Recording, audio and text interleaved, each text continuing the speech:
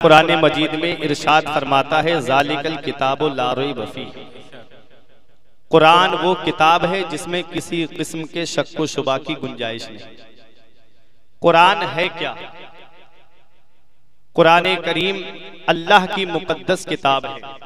छोटी बड़ी तकरीबन 104 किताबें नाजिल फरमाई अल्लाह तबारक व तआला ने। बड़ी किताब को किताब और छोटी किताब को सहीफा कहा जाता है। इन 104 किताबों में 4 किताबें बहुत मशहूर हैं, तौरात, ज़बूर, इंजील, कुरान मजीद। तौरात हजरत मूसा अलैहिस्सलाम पर नाजिल हुई, इंजील हजरत ईसा अलैहिस्सलाम पर नाजिल हुई, ज़बूर हजरत दाऊद अलैहिस्सलाम पर नाजिल हुई और कुरान पाक हमारे आका मुहम्मदुर रसूलुल्लाह सल्लल्लाहु ताला अलैहि वसल्लम पर नाजिल किया गया।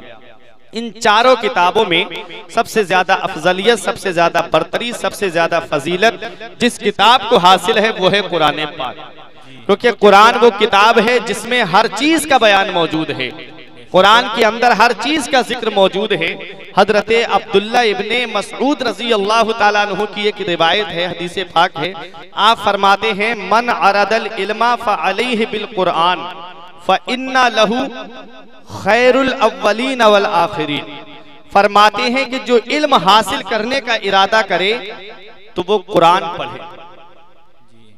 वालिदैन के लिए ये नसीहत है कि वह अपने बच्चों को तालीम देने का जब इरादा करें तो उनके हाथ में कुरान दे दें, क्योंकि कुरान वो किताब है फइन्ना लहू खैरुल अव्वलीन वल आखिरीन।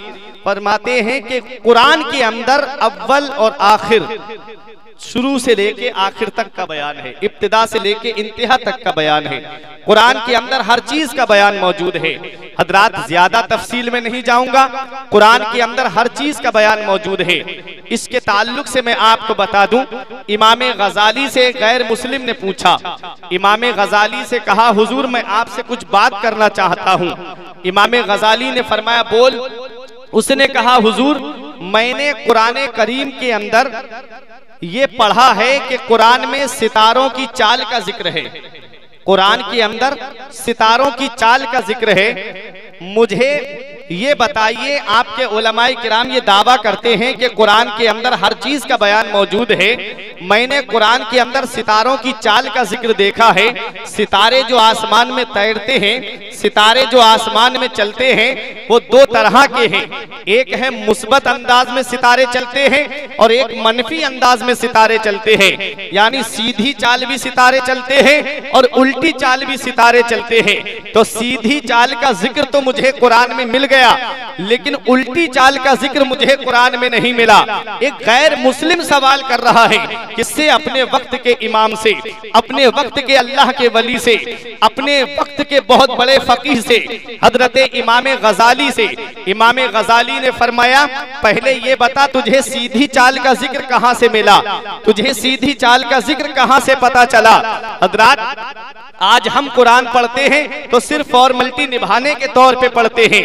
आज अगर कुरान खानी में हमें जाना पड़े तो आज हमको इतने जरूरी काम लग गए हैं कि थोड़ी देर पढ़ा और फौरन हम वहां से चलने लगते हैं। हजरात हम कुरान के अंदर गौर नहीं करते। रब फरमाता है अफला यतदब्बरून अल कुरान, कुरान में गौर और फिक्र करो। आज हम कुरान में गौर और फिक्र नहीं करते। दूसरे लोग कुरान से गौर और फिक्र करके न जाने कहां कहां पहुंच गए, बुलंदियों के किस मकाम पे पहुंच गए। आपने देखा नहीं, देखा होगा, सुना होगा कि जो लोग चांद पर गए थे, कितने लोग, 3 लोग चांद पर गए थे। और भी लोग हैं जाने वाले, लेकिन एल्ड्रन, कॉलिन बुश, ये 3 लोग थे। एल्ड्रन, कॉलिन बुश, 3 लोग चांद पर गए थे। आपने जिक्र सुना होगा, आपने इनका नाम सुना होगा। ये उलमाए किराम की दुआएं लेकर के 3 लोग चांद पर गए थे। कब गए थे? 1969 में गए थे। हजरात जब ये 3 चांद पर गए तो क्या इनका जिक्र कुरान में आया है कि नहीं आया है? अरे कुरान तो 1450 साल पहले नाजिल हुआ है और 1969 में जाने वालों के लिए बताओ कुरान में हर चीज का जब बयान बयान मौजूद है, तो क्या इनका जिक्र आया है कि नहीं आया है? तो आज मैं आपको ये बात दबा दावे के साथ बता करके जा रहा हूं कि हाँ, कुरान में उनका जिक्र आया है जो 3 लोग चांद पर गए थे। पढ़ो कुरान करीम क्या पैगाम देता है। रब इरशाद फरमाता है, वल कमर, चांद की कसम, इज़्ज़त तसक लतरकबुन्ना तबकन अन तबक फमा लहुम ला युमिनून। रब कुरान में फरमाता है, चांद की कसम, चांद पर लोग जाएंगे, चांद की कसम, चांद पर लोग जाएंगे। रुकूब आया है, तरकबुन्ना का सेगा आया है। ये उलमाए किराम जानते हैं तरकबुन्ना रुकूब से बना है, जिसके मानाते किसी चीज पे सवार होकर के जाना। अंतरिक्ष में गए, चांद पे गए, मिसाइल की शक्ल में चीज में बैठ करके जब चांद पर पहुंचे। हजरात, बताना मकसद ये है कि कुरान हमें ये पैगाम दे रहा है। कुरान 1450 साल पहले नाजिल हुआ था और 1969 में जाने वालों के लिए कुरान हमें ये बता रहा है कि लोग चांद पर जाएंगे और किसी चीज पर सवार होकर के जाएंगे। हमारे कुरान ने यह भी बता दिया कि 3 लोग जाएंगे, क्योंकि तरकबुन्ना जमा का सेगा है और जमा का इतलाक कम से कम 2 और ज्यादा से ज्यादा 3 पर होता है। हमें कुरान ने यह पैगाम दे दिया कि जो चांद पर जाएंगे वो 3 लोग जाएंगे, और कुरान ने यह भी बता दिया कि वो मुसलमान नहीं बल्कि गैर मुस्लिम जाएंगे, क्योंकि कुरान पैगाम देता है, फमा लहुम ला युमिनून, तुमको क्या हो गया कि तुम ईमान नहीं लाते हो। ला युमिनून का इतलाक ईमान वाले पे नहीं होता बल्कि गैर मुस्लिम पे होता है। तो पता चला कि लोग 1969 में गए थे और कुरान ने 1450 साल पहले उनके जाने का ऐलान कर दिया। नारे तकबीर, नारे रिसालत, नारे गौसियत, फैजाने आला हजरत, फैजाने कुरान पाक, जश्न दस्तारे कुरान पाक। हजरात, मैं देख रहा हूं जो भी आ रहा है वो गले को पकड़ता हुआ जा रहा है। आलिम साहब की आवाज बहुत अच्छी है, अल्हम्दुलिल्लाह। कभी भी आवाज नहीं दबती है, लेकिन आज नात शरीफ पढ़ते हुए आवाज दब रही थी। कुछ कर दीजिए, जब जोर से आदमी बोल रहा है तो इसकी आवाज कम हो जा रही है, थोड़ा सा करिए बस, ठीक है। मैं बताना चाहता हूं, देखिए कुरान में हर चीज का बयान मौजूद है। आज हम कुरान पढ़ते हैं तो फॉर्मेलिटी निभाने के लिए पढ़ते हैं। देखो इमाम गजाली से उसने सवाल किया, हुजूर सितारे 2 तरह के चलते हैं, एक पॉजिटिव अंदाज में चलते हैं, दूसरे निगेटिव अंदाज में चलते हैं। उसने कहा हुजूर एक मुस्बत चाल है और एक मनफी चाल है। मुस्बत का मुझे तरीका कुरान से पता चल गया, लेकिन मनफी का तरीका मुझे नहीं पता चला। इमाम गजाली ने मुस्कुरा के फरमाया, अगर थोड़ा और गौर कर लेता तो तुझे मनफी चाल भी पता चल जाती। उसने कहा हुजूर आप बता दीजिए। अब सुनो, बहुत इल्मी बात बता रहा हूँ, ये उलमाए किराम मुझे अपनी दुआओं से नवाजेंगे। कुरान में इमाम गजाली ने फरमाया कि बता तूने कहां पर पढ़ा है कि सितारों की सीधी चाल का जिक्र। उसने कहा मैंने सूरह यासीन शरीफ में पढ़ा है। बोले कौन सी आयत में? उसने कहा कुल्लुन फी फलक, कहा कुल्लुन फी फलकिन यस्बहून, हर चीज आसमान में तैर रही है, हर चीज आसमान में तैर रही है। तो सितारों के तैरने का जिक्र मुझे इस आयत से मिल गया, सितारों के चलने का जिक्र मुझे इस आयत से मिल गया, लेकिन मुस्बत अंदाज में मिला है, मनफी अंदाज में नहीं मिला है। अब देखें, ये मुझे अपनी दुआओं से नवाजेंगे। सितारों की चाल का जिक्र कुरान से मिल गया, कहा कुल्लुन फी फलक। इमाम गजाली ने फरमाया सुन, कुल्लुन फी फलक, कुल्लुन फी फलक, हर चीज आसमान में। फरमाया कुल में पहला हर्फ क्या है? काफ। दूसरा हर्फ क्या है? लाम। फिर उसके बाद फी में पहला हर्फ फा, फिर उसके बाद या, फिर फलक में पहला हर्फ फा, दूसरा हर्फ लाम, तीसरा हर्फ काफ, फलक। अब इसको उल्टा देखिए, अब फलक में पहला हर्फ क्या है? काफ, दूसरा हर्फ क्या है? लाम, मिलाओ क्या हुआ? कुल। अब फलक का फा और इधर फी के या मिला करके हुआ फी, अब बचा फा और इधर बचा कुल। अब इधर फा और लाम और काफ मिला करके होता है फलक। कुल्लुन फी फलक को अगर सीधी तरफ से पढ़ेंगे तो सीधी चाल मुराद है, और अगर उल्टी तरफ से पढ़ेंगे तो उल्टी चाल। जिंदाबाद जिंदाबाद जिंदाबाद। चीज का बयान कुरान के अंदर मौजूद है। नारे तकबीर, नारे रिसालत, नारे गौसियत, इश्क मोहब्बत, इश्क मोहब्बत।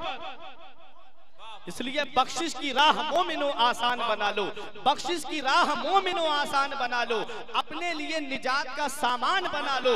दुनिया की किताबों पे नजर बाद में रखना, बच्चों को पहले हाफिज़े कुरान बना लो। दुनिया की किताबों पे नजर बाद में रखना, बच्चों को पहले हाफिज कुरान बनाना। बच्चे के सीने में जब कुरान होगा, और कुरान की ये शान है, नबी फरमाते हैं अगर कुरान को चमड़े में लपेट करके आग में डाल दिया जाए, मिशकात शरीफ में हदीस है, नबी फरमाते हैं तो आग कुरान करीम को नहीं जला सकती।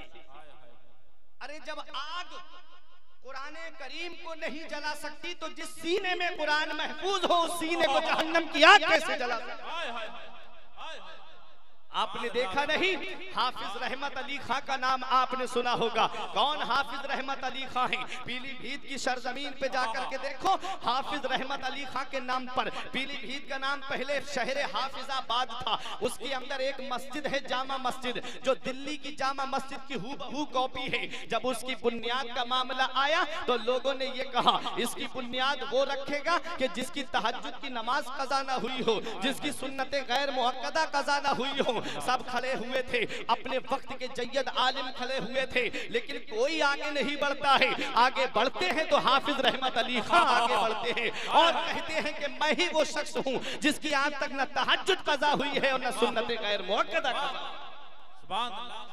यही हाफिज रहमत अली खां है जिन्होंने जंगे आजादी में जामे शहादत नोश किया, जंगे आजादी में जामे शहादत नोश किया। तारीख बताती है, अरे जंगे आजादी के मौके पर मुसलमानों ने अपना खूने जिगर पेश किया है।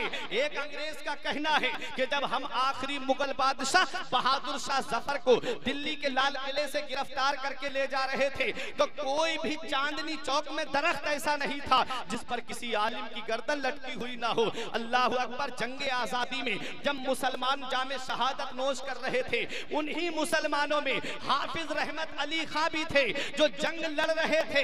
अंग्रेज ने तोप का गोला निशाना बांध करके हाफिज रहमत अली खां के मारा और सीने पे लगा और जमीन के अंदर 2-3 फीट अंदर चला गया। ऐ पीर महोड़ा के जिंदा दिल मुसलमानों, हाफिज कुरान की शान देखो। जिस सीने में कुरान होता है उस सीने की अजमत देखो। जिस सीने में कुरान होता है उस सीने का मकाम मर्तबा देखो। जिस सीने में कुरान आ जाए उसे दुनिया की आग तो क्या, उसे जहन्नम की आग भी नहीं जला सकती। हजरात देखो, हाफिज रहमत अली खां की जब सीने पे तोप का गोला मारा गया, गोला जमीन के अंदर धंस गया और जब हाफिज रहमत अली खां शहीद हो गए, अंग्रेजों ने उनके जिस्म को अपने कब्जे में ले लिया और उनके जिस्म से कुर्ता हटा के देखने लगे। किसी मुसलमान की चंद सांसें बाकी थी, उसने कहा क्या देख रहे हो? कहा ये देख रहे हैं ये कौन सी जैकेट पहने हैं कि हमारे तोप के गोले का इसके सीने पे असर नहीं हुआ। वो तोप का गोला जो बस्ती में गिर जाए तो बस्तियां उजाड़ दे, जो मोहल्ले में गिर जाए तो मोहल्ले तबाह कर दे, जो शहर में गिर जाए तो नस्लों की नस्लें खत्म कर दे।